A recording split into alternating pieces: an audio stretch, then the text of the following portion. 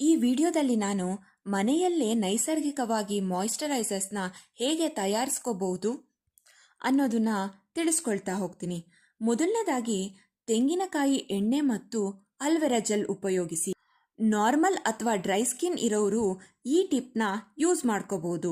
ಇದು ತ್ವಚೆಗೆ ತೇವಾಂಶ ನೀಡುತ್ತದೆ ಮತ್ತು ತಣ್ಣನೆಯ ಅನುಭವ ಉಂಟು ಮಾಡುತ್ತದೆ. ಸಾಮಗ್ರಿಗಳು: 2 ಚಮಚ ತೆಂಗಿನಕಾಯಿ ಎಣ್ಣೆ ಮತ್ತು 2 ಚಮಚ ತಾಜಾ ಅಲೋವೆರಾ ಜೆಲ್. ಮಾಡುವ ವಿಧಾನ: ಈ ಎರಡನ್ನು ಚೆನ್ನಾಗಿ ಮಿಕ್ಸ್ ಮಾಡಿ ನಿಮ್ಮ ತ್ವಚೆಗೆ ಹಚ್ಚಿ 10 ನಿಮಿಷದ ಬಳಿಕ ಒರೆಸಿಕೊಳ್ಳಿ. ಎರಡನೇದಾಗಿ ಗೋಧಿ ಹಿಟ್ಟು ಮತ್ತು ಹಾಲು ಬಳಸಿ ಹೇಗೆ ಮಾಯಿಶ್ಚರೈಸರ್ನ ಮಾಡ್ಕೋಬಹುದು ಅಂತ ನೋಡೋಣ ಬನ್ನಿ. ಈ ಟಿಪ್ಪು ಯಾರಿಗೆ ಡ್ರೈ ಸ್ಕಿನ್ ಇದೆಯೋ ಅವ್ರಿಗೋಸ್ಕರ. ಇದು ಸ್ಕ್ರಬ್ ಆಗಿ ಕೂಡ ಕೆಲಸ ಮಾಡುತ್ತದೆ.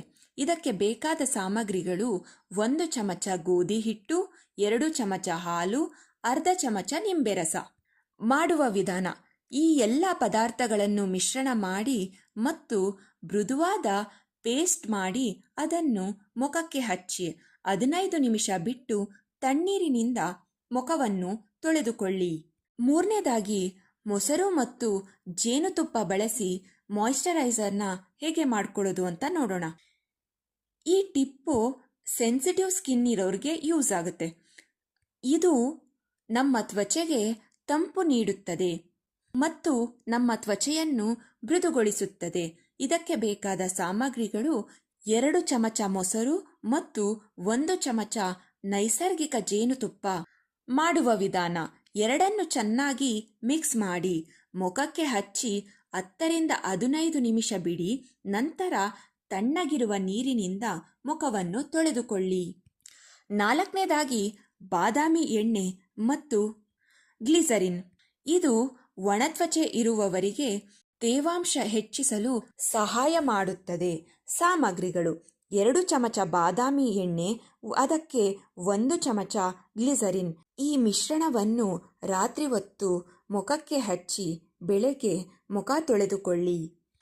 ಐದನೇದಾಗಿ ಕುಕುಂಬರ್ ಮತ್ತು ಅಲೋವೆರಾ ಬಳಸಿಕೊಂಡು ಮಾಯಿಶ್ಚರೈಸ್ ಹೇಗೆ ಮಾಡೋದು ಅಂತ ನೋಡೋಣ ಬನ್ನಿ. ಈ ಮಾಯಿಶ್ಚರೈಸರ್ ಆಯಿಲಿ ಸ್ಕಿನ್ ಇರೋರಿಗೆ ಯೂಸ್ ಆಗುತ್ತೆ. ಬೆವರಿನಿಂದ ತ್ವಚೆಗೆ ಹಾನಿ ಉಂಟಾದಾಗ ಇದನ್ನು ಬಳಸಬಹುದು. ಇದಕ್ಕೆ ಬೇಕಾದ ಸಾಮಗ್ರಿಗಳು: 2 ಚಮಚ ಸೌತೆಕಾಯಿ ರಸ, 1 ಚಮಚ ಅಲೋವೆರಾ ಜೆಲ್. ಮಾಡುವ ವಿಧಾನ: ಎರಡನ್ನು ಮಿಕ್ಸ್ ಮಾಡಿ ತ್ವಚೆಗೆ ಹಚ್ಚಿ 15 ನಿಮಿಷ ಬಿಟ್ಟು ತ್ವಚೆಯನ್ನು ತೊಳೆದುಕೊಳ್ಳಿ. ಈ ನೈಸರ್ಗಿಕವಾದ ಮನೆಯಲ್ಲೇ ಮಾಡಿಕೊಳ್ಳಬಹುದಾದ ಮಾಯಿಶ್ಚರೈಸರ್ಸ್ ನಿಮಗೆ ಇಷ್ಟ ಆಯಿತು ಅಂತ ಭಾವಿಸ್ತೀನಿ. ಪ್ಲೀಸ್ ನಮ್ಮ ಚಾನಲ್ನ ಸಬ್ಸ್ಕ್ರೈಬ್ ಮಾಡ್ಕೊಳ್ಳಿ, ಲೈಕ್ ಮಾಡಿ, ಕಮೆಂಟ್ ಮಾಡಿ. Thanks for watching.